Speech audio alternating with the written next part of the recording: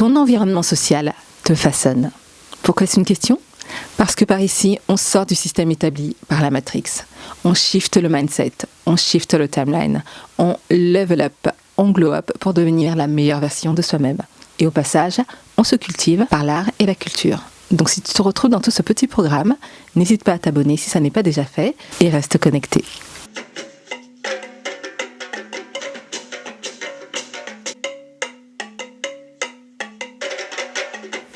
Nous sommes la moyenne des 5 personnes que nous côtoyons au quotidien. Oui.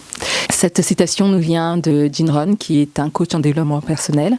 Et elle est d'ailleurs attestée par une étude qui vient de Harvard, dans le domaine de la psychologie sociale, qui atteste que lorsque nous sommes au contact d'une personne, nous sommes influencés par 25% de ce qui émane d'elle. C'est-à-dire au niveau de son attitude, de sa manière de penser, de son énergie, sa vibration, son énergie positive, négative, ses avis, son point de vue sur le monde. Voilà. Donc maintenant, si cela est le cas pour une seule personne, donc 25% d'une personne, multipliez cela par 5 personnes, et on arrive à un taux qui déterminera ce que nous deviendront à long terme au contact de ces 5 personnes. Donc ça peut être du collègue, du voisin, un collègue au travail, de la voisine de l'immeuble que vous croisez une fois par jour en rentrant du travail, avec qui vous passez 15 minutes à discuter. Ça peut être des personnes de votre foyer, voilà, des personnes en tout cas qui sont vraiment dans ce cocon-là, le plus proche au quotidien. Et donc les 5 plus proches ont une influence directe, significative sur ce que vous devenez à long terme. Donc, pour peu que vous ayez des projets, parce qu'ici on parle de réalisation, de concret, de manifester, donc pour peu que vous ayez des objectifs à atteindre, des souhaits à accomplir, si en exposant vos idées, en demandant des avis ou simplement sans rien faire, mais en écoutant leurs idées, leur façon, en observant leur façon d'être, etc., et que vous le vouliez ou non de toute façon, mais tant que vous êtes dans leur entourage, qu'elles sont dans votre cercle, elles auront forcément une influence sur vous. Donc, c'est indirectement sur votre façon de voir les choses, votre façon de voir la vie, sur vos objectifs indirectement, et donc façonneront votre avenir. Donc c'est pour ça qu'il est très important, particulièrement dans ces moments-là où on souhaite manifester, réaliser des choses, d'être entouré de personnes qui soient vraiment en adéquation, et ou alors à ce moment-là éventuellement faire un tri. Et donc pourquoi est-ce important pour toi de tenir compte de ça ? Tout simplement pour 3 bonnes choses qui pour moi me viennent tout de suite à l'esprit. Déjà pour une question de protection, se protéger, parce que chaque chose et chaque être humain émane une vibration, d'accord ? Je ne sais pas si vous avez déjà entendu des histoires ou vu des films à la télé, je ne sais pas si vous avez déjà entendu des témoignages ou quoi, de simples objets que on emmènerait dans une maison, dans un espace, et bizarrement, quelques temps après la présence de cet objet dans cet espace, certaines choses commencent à se passer. Lorsque cette chose n'a pas de bonnes ondes, eh bien c'est parce que ça émet une énergie. Donc ça a un impact sur les personnes, ça a un impact sur les lieux. Et cela est de même pour les personnes. Chaque personne porte une vibration. Et donc chaque personne porte une vibration, une aura. Et cette aura peut être plus ou moins expansive. Donc être au contact d'une personne qui a plus ou moins une bonne aura, on peut être affecté positivement ou négativement par elle. Donc pour peu que ce soit une mauvaise aura, il serait important de bien sélectionner son entourage. Donc pour une question de protection, c'est important de prendre en considération cette façon de voir les choses. Et donc l'autre chose, dans la logique de tout ce que je viens de dire auparavant, donc sachant que l'aura s'expanse, dans la logique d'attirer à soi les bonnes opportunités, d'être donc entouré de bonnes auras, de personnes qui soient lumineuses, etc. Donc première chose, la protection. Deuxième chose, dans la logique d'attirer à soi la chance, si je puis dire. Et l'autre chose, c'est que comme dirait une fameuse citation d'un certain fameux livre, les mauvaises compagnies. Les mauvaises compagnies corrompent les bonnes mœurs et les bonnes fréquentations nous soutiennent dans la bonne voie, tout simplement. Cette phrase parle d'elle-même. Et donc, vraiment, pour vraiment mettre toutes les chances de son côté pour vraiment être bien entouré et parvenir à ses objectifs. Et justement, en parlant de bonne fréquentation, c'est là que je rebondirai sur le titre de cette vidéo qui est « Les amis de tes amis ne sont pas tes amis ».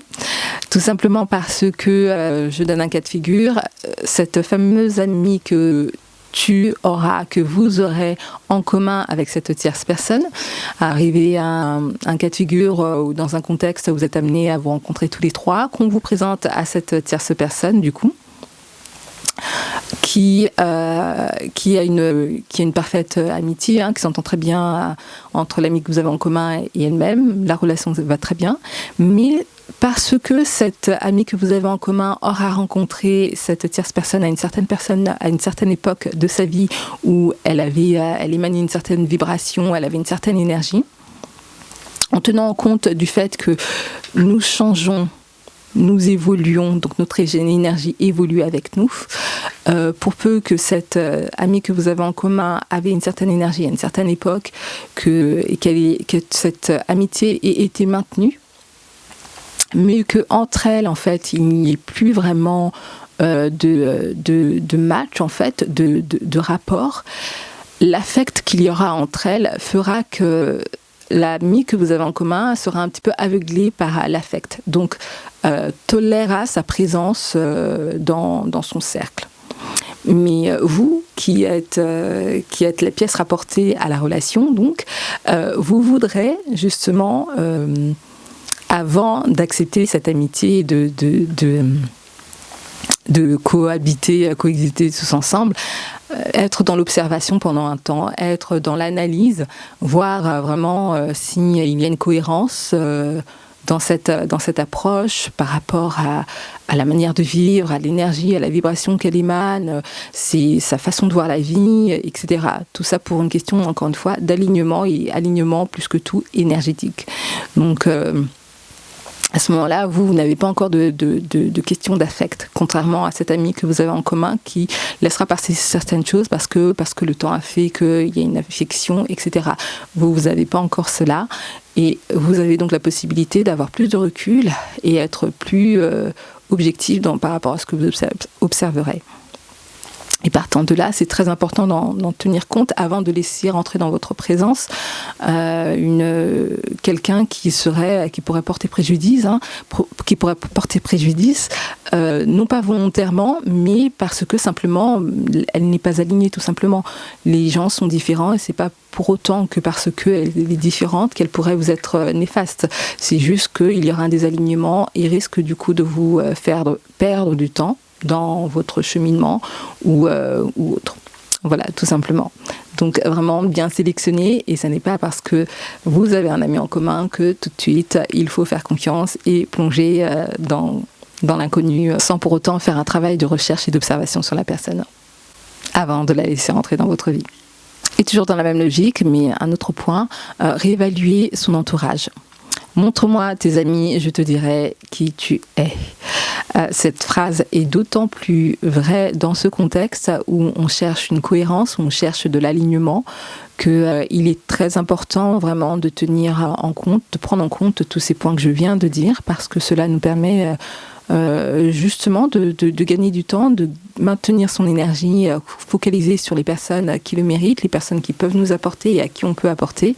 Voilà, et donc quand on est une personne cohérente et qu'on veut le devenir et qu'on a un objectif, on a un point à atteindre, un objectif à atteindre, il est très important de prendre en compte tous ces points-là.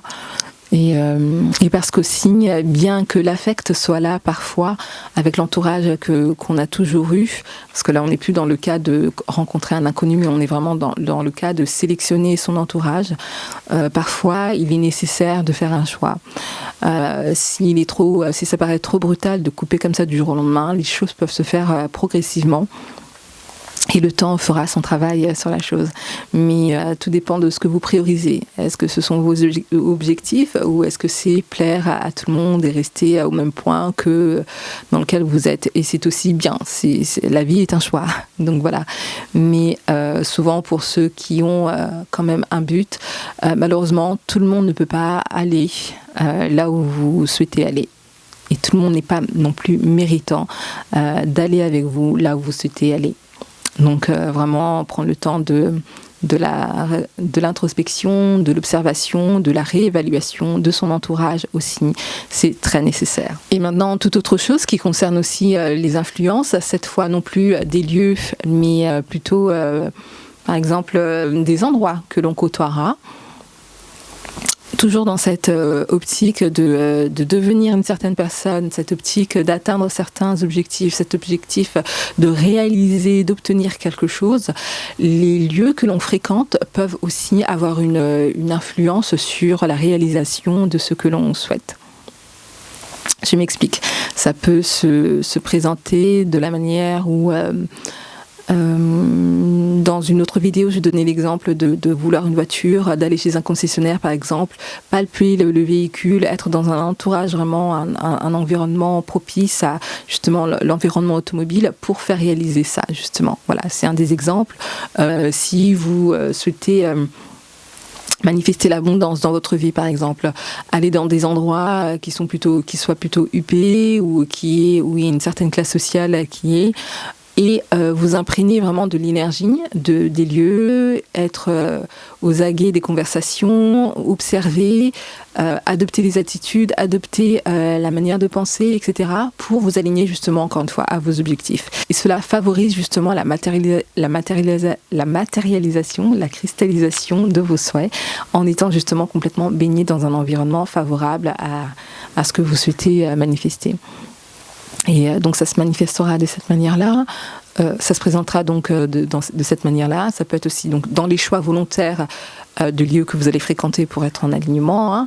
Ça peut être aussi être sélectif sur le type d'endroit justement que vous ne souhaitez plus fréquenter pour ne plus vous désaligner justement des lieux ou habiter carrément, si c'est possible pour vous, ne plus choisir certains lieux d'habitation, mais plutôt d'autres pour justement être encore une fois baigné dans cet environnement qui vous serait favorable pour réaliser vos souhaits ou changer tout simplement votre être. C'est des choses à prendre en compte sérieusement.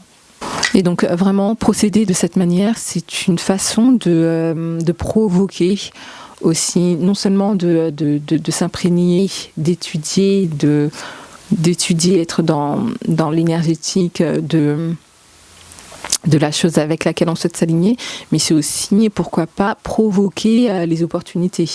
Vous voyez, les opportunités du coup qui seront alignées, je ne sais pas, à ce que vous souhaitez réaliser, une rencontre, une situation qui fait que vous vous retrouvez dans cet endroit qui favorisera la réalisation de ce que vous souhaitez. Vous voyez, donc c'est aussi par rapport à tous ces petits détails qui, à long terme, peuvent être très très très significatifs. Donc c'est des détails c'est des choses qui paraissent détails, mais qui font vraiment toute la différence. Et j'ai compris que c'était tellement important de prendre en compte cela.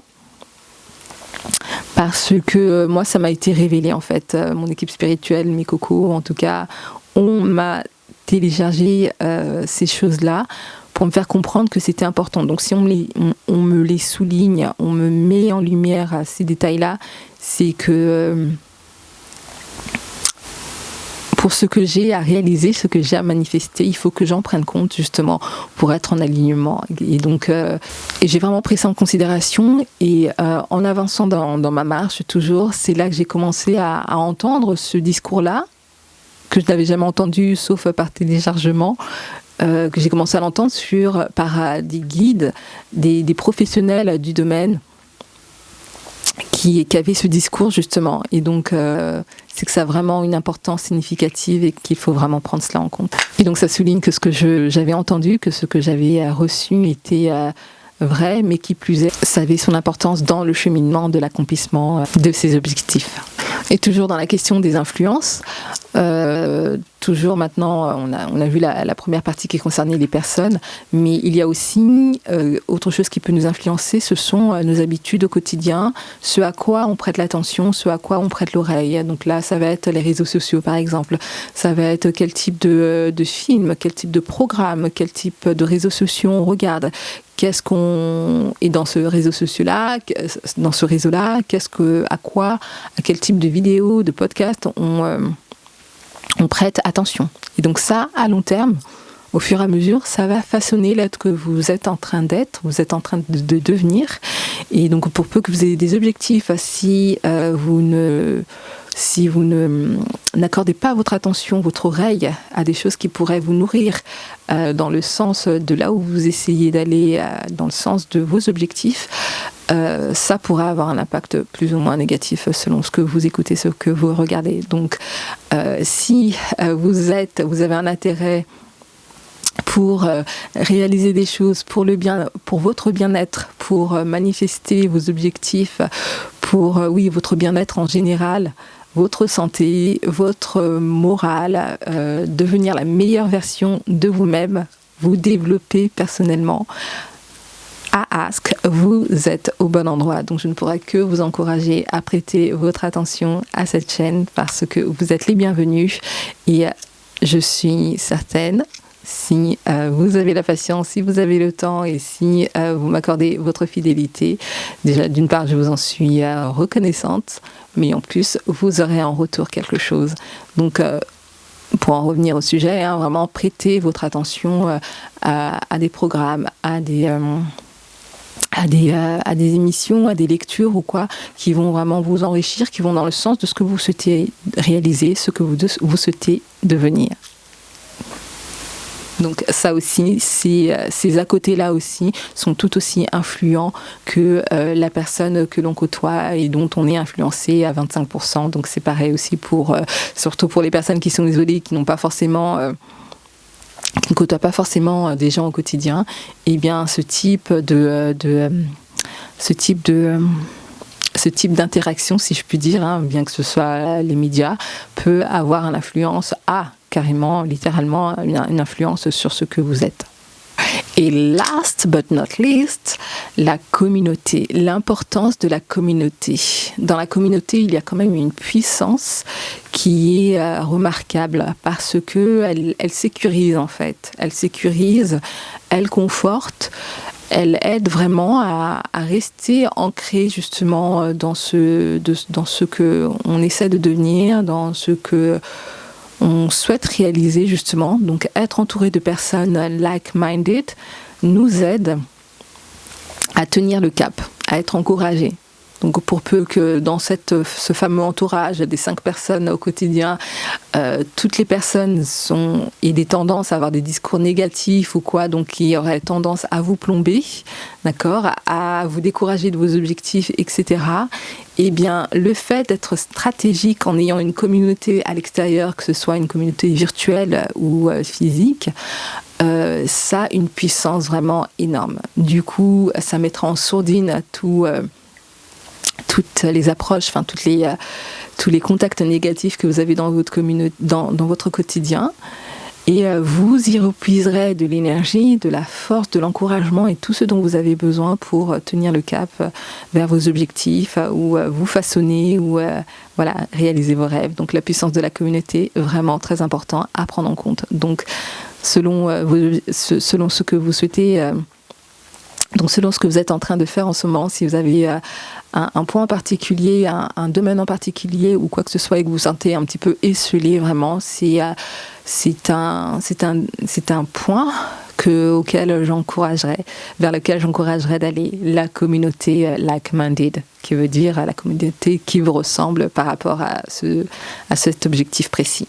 Voilà, c'est tout pour le sujet d'aujourd'hui. J'espère que vous aurez appris une ou deux choses et que vous les mettrez en pratique pour vous-même, si vous avez des objectifs, et arriver à aller où vous voulez pour devenir la meilleure version de vous-même. Je vous dis à la semaine prochaine pour une nouvelle vidéo. Yenge yenge.